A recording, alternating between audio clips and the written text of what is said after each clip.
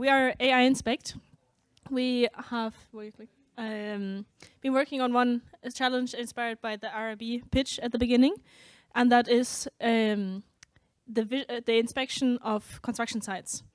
That is a really big issue because when you have buildings, existing buildings, that you can substantially extend the lifetime by inspecting them properly, fixing mistakes and issues early, and therefore you can save a lot of CO2 and money and everything, really. And the problem right now, if you go back, how does not back? Yes, there we are. And the problem with the current state is that it takes visual inspection of an experienced engineer going through the building, actually noticing the things, taking a picture of it, and then a very manual documentation and management of sharing this across all the disciplines that need to know about it. So if you go to the next one, the solution that we have come up with is when you take a lot of pictures of the building, you can have two things, because we were a relatively big group, so we had two streams of development. You can make a 3D model and an AI that analyzes all the pictures for cracks or water damages or any other issues that there might be, and then put the whole thing together into a database where you have the location of the issue in the whole building with a criticality. So is it a big crack? Is it a small crack? What is happening? And I will, in the following slides, you will get a little demonstration of the two things, the 3D modeling and the crack detection AI, which we did actually program some parts of it this weekend. And then afterwards, you get an overview of the data flow in the whole thing. Yeah, so next we're gonna kind of do the first part of the demo, which is showing the vision we had for the full product. So here you have one of the hallways here at the blocks, and you create a 3-point model around it, and then you can decide what type of model you want to use. There's the GPT-4 vision, and then there's the AIinspect model. And then as soon as you figure out which one you want, you can run the analysis. It's going to take some time. And then you get some issues highlighted on the different locations. And then if you click on them, you can see kind of the final product and the analysis run on that particular case. So here it found, for example, some issues with this part of the concrete wall. And then it's describing the issue, it's assigning it to a specific contract. It's maybe even suggesting some recommendation on what next actions are. Yes, and then Martin. So a little bit on the back end, that image that is detected is then fed into a GPT Vision Pro. And then we have a language model with a prompt, which we ask it to identify what the issue is, and then it creates a JSON file with all the parameters of the problems. It creates also, it also gives us information about which party should take care of the issue, what is, how critical is the issue, and then that whole JSON file is then sent into an interpreter, into the UI, where we can in more detail examine what is actually happening. So you can see that we have also on the side a description that is all generated through the prompt, and we get also some recommended actions. As I said, the severity, the field, or which party is responsible, and that kind of is what is the user interacting with, where there could be further kind of evaluations. Exactly. So this is the structure of the whole product that we have, where you start with just a lot of images of a building, and you can have that taken by anyone, really. If that is a robot going through, a drone flying around a building, some student intern going through and taking lots of pictures, but you don't need a qualified engineer being very attentive to every detail.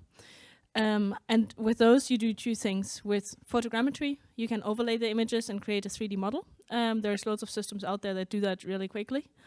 And with our crack detection AI, with the cool name Crack AI, you can detect any issues in the pictures. And both of those are connected through the unique ID that the pictures have. So in the end, you get a database that has the ID where that is associated both with the issues and the whole description, as you saw earlier, of these issues, as well as the location of these issues. So you can, in the 3D model, just go through and go, for example, filter for the issues that are related to concrete. So if that is your profession that you want to fix those, you can just look at those and directly get the location of them in the building. And yeah, the unique value proposition of this, because there's lots of image like 3D generating things out there, is that our database in the end is very versatile. So you can interface it with lots of issue management systems or do whatever with it really, as well as having this visual tool for collaboration. So you can very easily show to the client, just click on the issues and say, well, it's going to take this long or whatever, cost this much. And also, since we have our own model that this runs on, it is very precise and can, through the user interaction, be trained to be even better at identifying the criticality of the issues. And then, because it is this versatile database, you can build a lot of add-on options afterwards. For example, make a BIM model out of it, because ChatGPT can generally recognize, is it concrete, what is it, and then you can make a tentative BIM model for existing buildings, like if you have some really old building that you want to renovate. And yeah, that's it. There's our team. Not every one of us is here anymore because some got sick and others had to leave for the airport. But yeah, thank you. Do you have questions?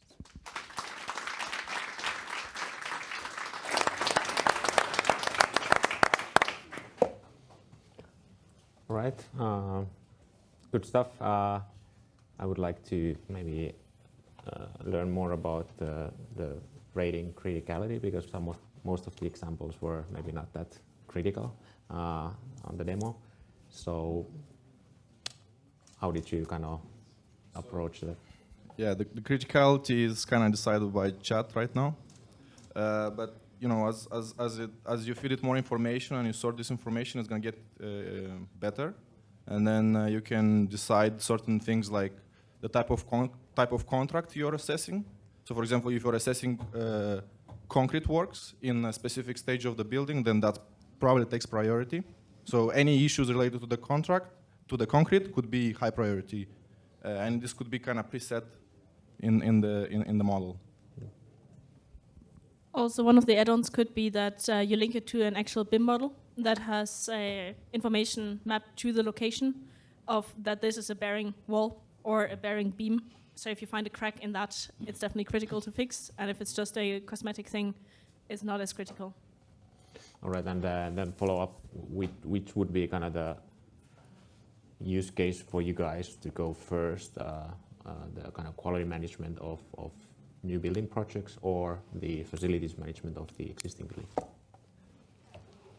I can say something here. We looked at the urgency of things, and facility management tends to be urgency level lower maybe, because as you construct, if you don't address some certain issues, like we give an example of water leakage, if you don't address it, it's going to ruin materials and you'll have to rebuild, which you know, for construction companies, you already have a very small margin of profit. That's like very useful for them to be able to address these things in a timely manner. So just answering, I think fraud construction is more useful and more urgent than facility management. I also have a use case actually. So some time ago I was working with at Microsoft Consulting Services, and we, for the bridge connecting Sweden and Denmark, created this AI tool that was to scan these pylons, and these pylons that the bridge is connected with, like hundreds of meters high and below. So before, when they had to inspect that bridge, it was going up the hard way. Now we built these drones and took those pictures of things. Love how far you've come in one weekend. So I can definitely see the potential here. But the pictures you still need to get in, right? So some type of connection to a drone or like a Matterport scanning kind of thing, you would still be dependent on. Exactly. Yeah. Hey, super exciting. Thank you for a great presentation. I understand you want to move away from the manual inspection, which is good, and also move away from all the errors that is combined to that. And you also mentioned that it will be more precise. Any idea of how precise your data will be? How much? Well, I think in terms of precision, we're not really expecting for a tool like that to completely, you just go around, scan it, send it, feed the model, and then the model kind of says, we're expecting that there will be some human verification that will also help us improve how well does the algorithm detect those things. So I think it's a way of professionals to interface with the issues, not so much for like this complete AI that solves all the problems. It's more about just being able for it to compile it in a neat way for professionals to verify. I can add something here. So if you're a quality inspector, you have a target normally and you have a checklist to fill in. So when you go to check for something, you really look for that thing. For example, seals around the window. You will not really look at other things, but if you have a camera which monitors the whole room all the time, it can just help support you in the things you might have missed and not looked for at the time. So this is kind of like a support mechanism for the very important things which people kind of focus on whenever they do the inspections. Just to also add, I think this is also like well, in the future we'll obviously get better and better at being able to detect things, but then you don't want every tiniest line in the concrete because that will likely not be critical. So there would be a filter in the future once it's able to basically detect everything that's possibly there, but that's like not what you're looking for, then you can just filter it down to what is actually relevant for you to fix, because otherwise you're back at engineers having to look through every centimeter of the building. Thank you.